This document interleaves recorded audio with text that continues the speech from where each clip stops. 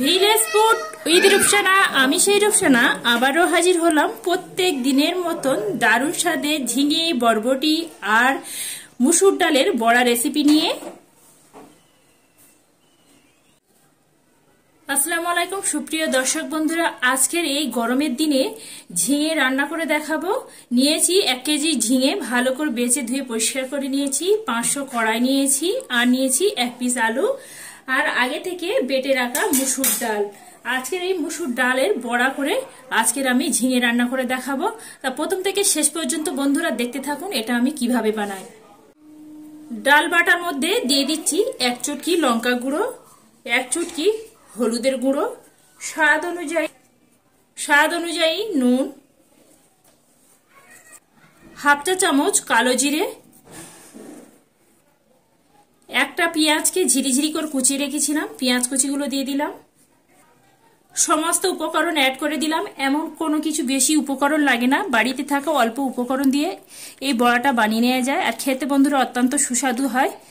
এবার আমি বড়ার জন্য এইভাবে একটু সময় নিয়ে মিনিট 5 সময় নিয়ে ফেটে নেব, এতে করে বড়াগুলো খুবই ফুলকো ফুলকো হবে। ডালের বড়াগুলো ভাজার জন্য বেশ কিছুটা পরিমাণে কড়াইতে তেল গরম হতে দিয়েছি।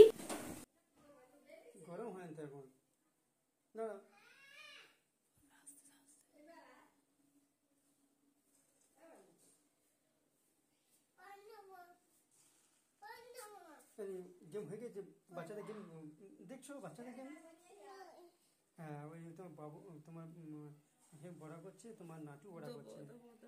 ভেজে দিয়ে যাও। হেলিকপ্টার ভেঙে কালকে উপর থেকে লাভ মেরে মেরে পড়ছিল।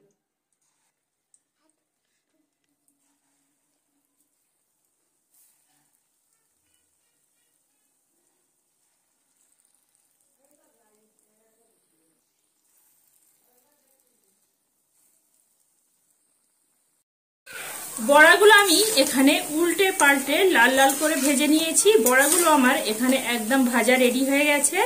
এবার আমি বড়াগুলো তেল ঝরিয়ে বড়াগুলো তুলে নেব। আর বড়াগুলো ঠিক আমি এইভাবে করে ভেজে নিয়েছি। একই তেলের মধ্যে দিয়ে দিচ্ছি আবারও একটা পেঁয়াজকে কুচিয়ে রেখেছিলাম, তেলের মধ্যে দিয়ে দিচ্ছি। পেঁয়াজকে প্রথমে নেড়ে চেড়ে লাল করে ভেজে নেব। এইভাবে লাল করা ভাজার আগে এখানে দিয়ে দেব 1 চামচ কালো জিরে। কালো জিরে আর পেঁয়াজটা সুন্দর করে এখানে লাল লাল করে ভেজে নেব। পেঁয়াজ আর কালো জিরেটা সুন্দর করে একটু ভেজে নিয়েছি। কালো জিরে থেকে সুন্দর একটা ফ্লেভার বের হচ্ছে। এবার আগে থেকে ঝিঙে, আলু আর যে বড়বড়ি কড়াইগুলো বেছে ধুয়ে পরিষ্কার করে রেখেছিলাম এবার আমি তেলের মধ্যে দিয়ে দেব।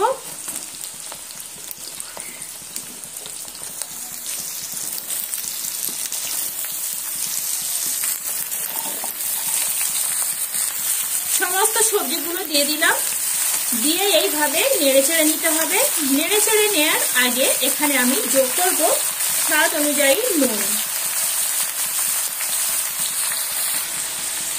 দিয়ে দিচ্ছি 1 চা চামচ হলুদের গুঁড়ো, সাথে যাচ্ছে 2টো কাঁচা লঙ্কা। আজকের আমি কিন্তু কাঁচা লঙ্কা দিয়ে করব, যেহেতু খুবই গরম পড়েছে আর এই গরমের দিনে কাঁচা লঙ্কা দিয়ে তরকারি খাওয়াটাই আমার পক্ষে মনে হয় বেস্ট। এবার আমি হলুদ আর কাঁচা লঙ্কাটা দিয়ে এইভাবে নেড়ে চেড়ে নিলাম। নেড়ে চেড়ে এটা আমি ঢাকা দিয়ে ঢেকে এটা আমি 5 মিনিটের মতন কুক করতে দেব।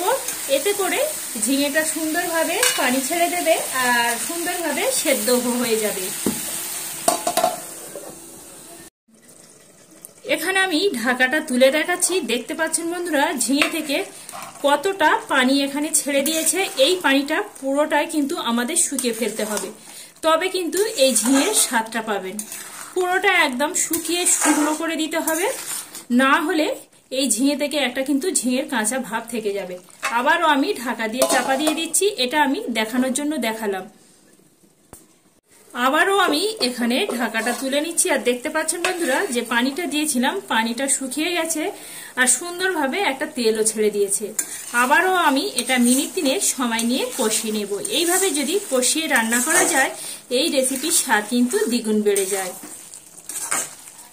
একবার হলেও বন্ধুরা আমার মতন করে এই ঝিঙে, কড়াই, আলু আর ডালের বড়ি দিয়ে একবার এই গরমের দিনে রান্না করে খেয়ে দেখতে পারেন। এটা স্বাস্থ্যের পক্ষে খুবই ভালো। এখানে আমি মিনিট 3 সময় নিয়ে কষিয়ে নিয়েছি। কষানো একদম রেডি হয়ে গেছে। গ্রেভির জন্য এখানে একেবারে পানিটাও অ্যাড করে দিচ্ছি।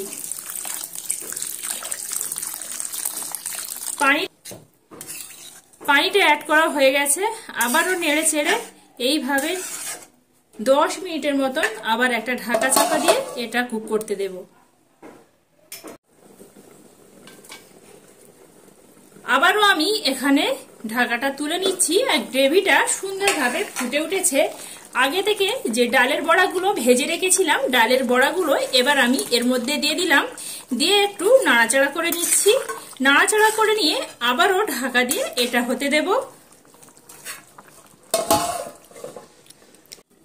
আবারও এখানে ঢাকাটা তুলে নিচ্ছি আর দেখতে পাচ্ছেন বন্ধুরা এখানে দারুণ স্বাদের রেসিপিটা একদম রেডি হয়ে গেছে।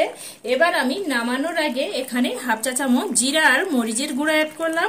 জিরা আর মরিচের গুঁড়াটা অ্যাড করে আবারও হালকা হাতে এইভাবে নেড়ে চেড়ে নেব। আর খেতে বন্ধুরা অত্যন্ত সুস্বাদু হয়। এইভাবে হলো একবার তৈরি করে খেয়ে দেখবেন। আশা করি প্রত্যেক বন্ধুদের কাছে ভালো লাগবে। ভালো লাগলে প্লিজ একটা লাইক করে দেবেন আর লাইক করে আমার সাথে থাকবেন। এইভাবে নিত্য নতুন রেসিপি পেতে অবশ্যই করে চ্যানেলটি সাবস্ক্রাইব করে রাখবেন।